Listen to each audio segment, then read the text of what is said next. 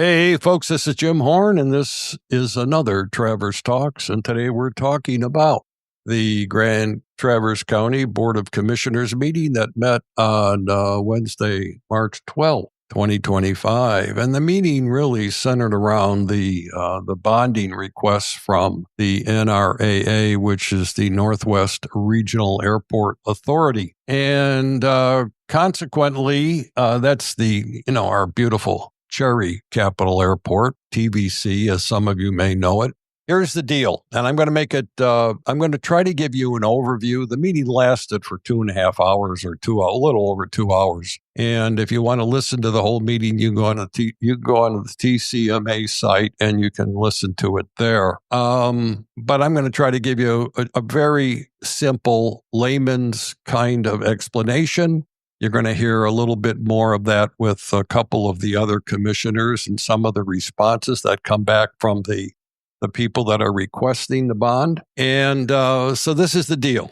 Okay, the airport authority needs $120 million to complete this expansion of 4 to 5 gates. They're going to get about $60 million from the feds. Okay, so they need about another $60 million. They can get it two ways. They can try to bond it themselves, but they're a small entity, and that would cost them about $650,000 extra per year over the 30 years, or close to $18 to $19 million.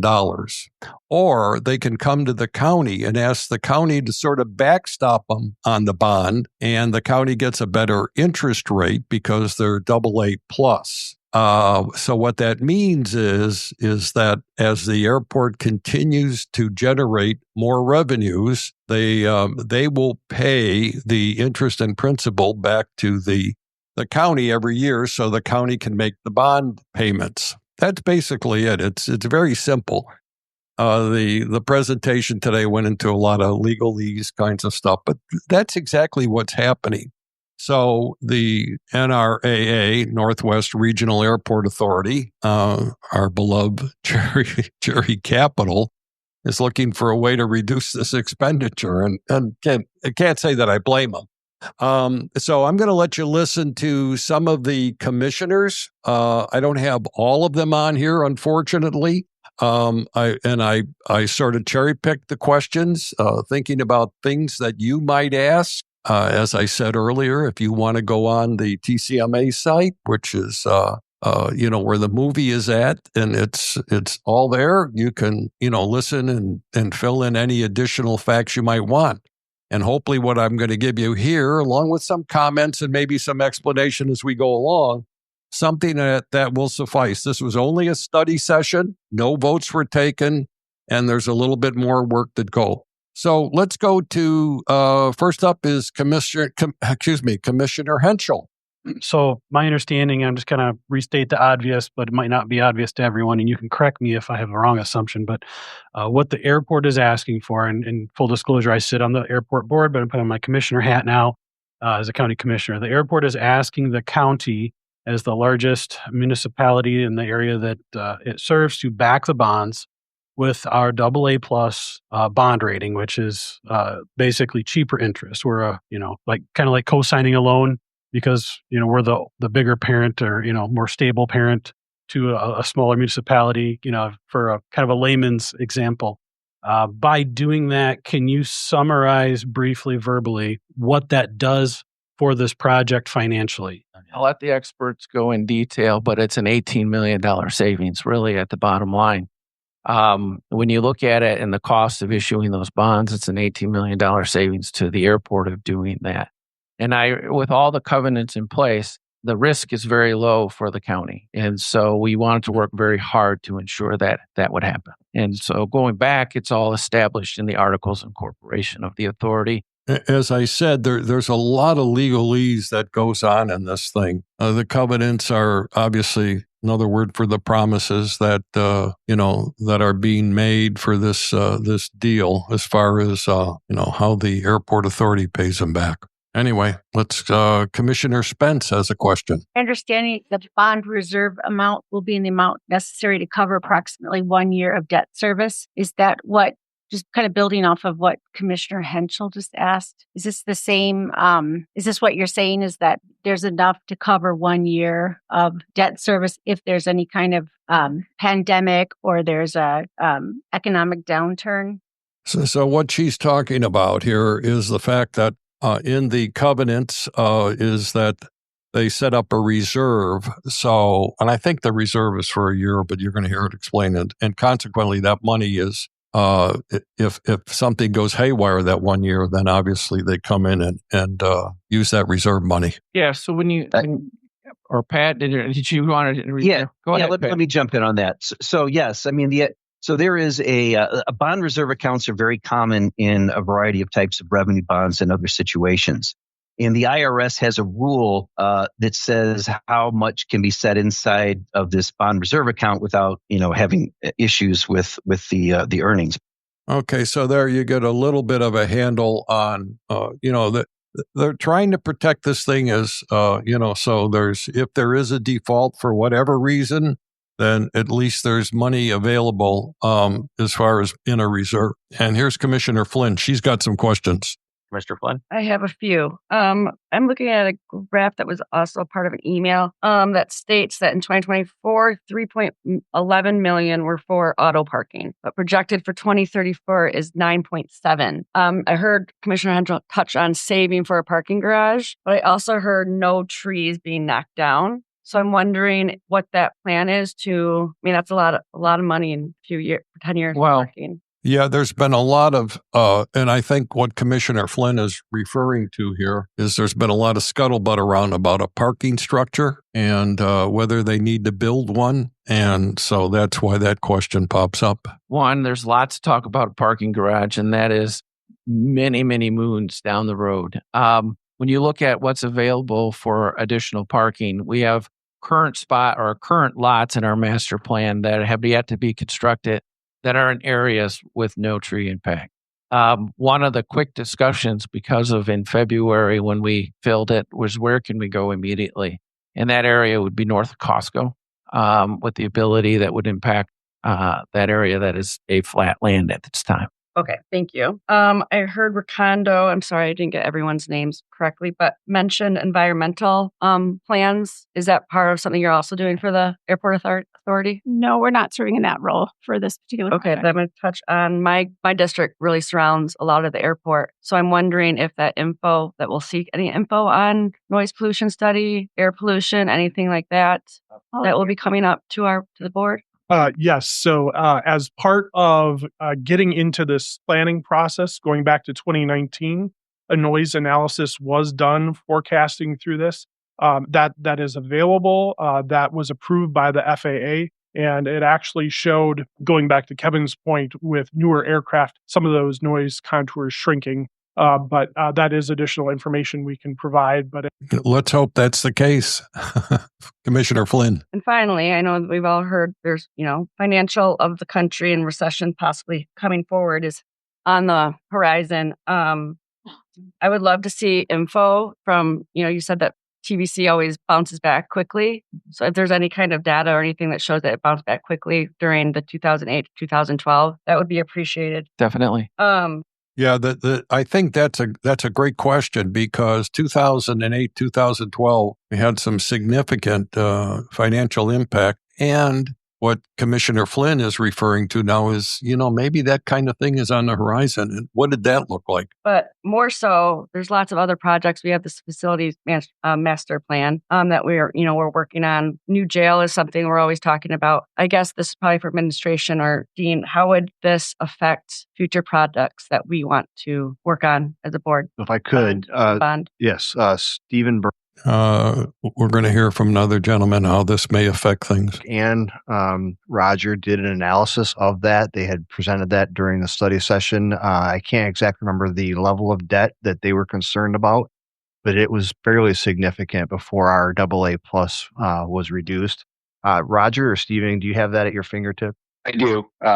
This is Stephen Burke with MFCI. So the first level of additional debt, and again, this is holding everything steady at, call it December of 2024 information, was that if the county added an additional $50 million in debt on top of the airport's proposed bonds, that would begin to push the estimated impact on the county's credit towards a range where a downgrade could be possible. While we think that's still unlikely, the addition of somewhere between $100 and $125 million of debt would be substantial enough to likely ensure that a downgrade was likely. Thank you. Thanks, Steve. That's a reoccurring theme because they do have the jail that's, they got Project Alpha. They've got a lot of commitments that may have to be bonded. And the more money you bond, just like with your credit card, when you start maxing out on the credit card or you go to another credit card, sometimes the interest rate is higher. And what this gentleman just said was if we go from A plus maybe to double A, what may happen, and it's all speculation, but it certainly could happen. What could certainly happen is that the interest rates would go up on the next bond that they take a look. It's a reoccurring theme. Some of the other commissioners have brought it up. Here's Commissioner McAllister. That it, Commissioner Black? That is all. Thank you. Thank you, Commissioner McAllister. How you doing? Thanks for the airport. The bill, the 1.2 trillion for the spending and stuff. There's 550 billion for new spending.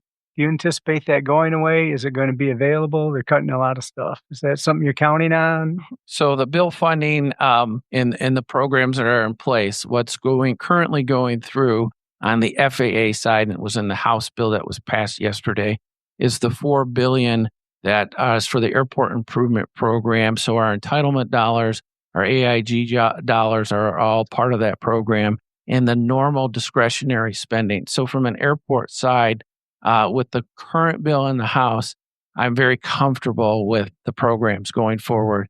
We also worked with the FAA and the airport's district office back in October and gave them this same presentation and the dollars that were needed. And the FAA, on their portion of federal grants, has said that they'll step to the plate to ensure those dollars are available for construction. Okay, I think that's another thing that concerns people. Where's the money going to be coming from? Considering that there may be a government shutdown, and if so, how long and how does that affect the discretionary spending? That's good news. Mr. Commissioner McAllister again. You said you had examples of failures of airports that failed, not just 9/11 and COVID. Are there examples of airports that have failed that have just been, hey, we're ready to expand, we're doing well, and don't quite hit the mark? Do you know of any? I guess I would ask that. Christina, maybe you know of any that haven't hit the mark? Right. So I can speak to the environment. COVID was even more severe than 9/11 from a financial perspective and airline perspective. So during that time, the airports were able to figure out different solutions. We all know there was also quite a bit of grant funding that went into that. And I think airports across the country are preparing that if there were another episode like that, you could not rely on a similar level of grant funding. And so that's where you see some of those cash reserves build up. There's different types of rate setting methodologies with different rules and around that each airport sets, and sometimes in agreement with the airlines. And so that can govern how airports would then tap into money that would be available to meet the demands. Okay, now we've got Commissioner Andrews. Airport parking up from $3 to $9 million in the next 10 years. Is that a parking deck? No. It's surface parking. Yeah. And we're not looking at everybody keeps, we're thinking when you're thinking parking deck, you're thinking, 30 years out, we'd have to have a deck that would be, almost 5,000 spaces. And we're at a parking lot size of about 1,300 right now. So we would have to have significant growth. So the parking deck, it's surface parking lots that we have available now to expand and add enough parking to meet these projections. And this has been and you heard it a little bit earlier, the parking situation, what's the deal? Because the revenues do go up quite a bit. And it's interesting, parking revenue is about 30%, a little over 30% of the total airport revenues. We would have to triple the rates, triple the number of parking spots. I don't think so. You're adding spots. You are increasing rates with cost of living and others to get to those numbers. That's correct. So parking. So let's say the airport in 2030 the projection is 7 million in revenue from parking. Let's say there's competition. Let's say there's an old airport a mile down the road with a big parking lot that would like to cash in on some of that. Is there anything that prevents competition for parking? So if an off-airport parker were to develop today, they would have to be part of our ground transportation ordinance to bring on those people parking in that particular garage space or whatever it may be. So they'd have to pay us a percentage of revenue from those parking to offset that. So in essence, I would love for someone off airport to do that, because then we don't have to take on that capital investment. Okay. The interesting thing about when you think about the off, and it's very possible it could happen. Let's say usually the off site parking is, let's say you park in the airport lot. Let's say it's $12 or $14 a day. The off-site is usually considerably smaller, might be $7 a day. And so maybe the airport only collects $2 per person on that. So there could be a revenue loss there. And I think they may be sliding over it a little bit. And we would benefit from that revenue stream. What is the capital investment? Well, it depends on the size of the parking lot. The last parking lot we built and added 420 spaces was about $2.2 million. And is the cost of that parking lot included in revenue, in spending projections going forward? Yes. It's part of the plan. Yep. So it would likely be funded with some of the cash that was sitting there. You heard some of those numbers about the existing reserves. So there's existing cash reserves that could be used on that. Something like PFCs and grants are not going to fund a parking lot. The other part, in our analysis, we were looking on average of just shy of $1 million a year building into that reserve. Lower on the first couple of years, but then long term on average, it was about that. So presumably that would also contribute to funding available for the capital expense of a parking lot to support that revenue. So my last question has to do with the number of people that pass. I'm gonna pass on that one. Might get a little too technical. Anyway, you're getting the idea of what's going on here. Hopefully, through this podcast, you're going to get up to speed, and unfortunately, it's about 20 minutes long, which is normally what we don't do. But I think you need to cover this thing and you need to cover it in a way that hopefully is understandable, and we tell a bit of a story. Anyway, folks, it's Traverse City. This is Jim Horn, and I hope you have yourself a great day.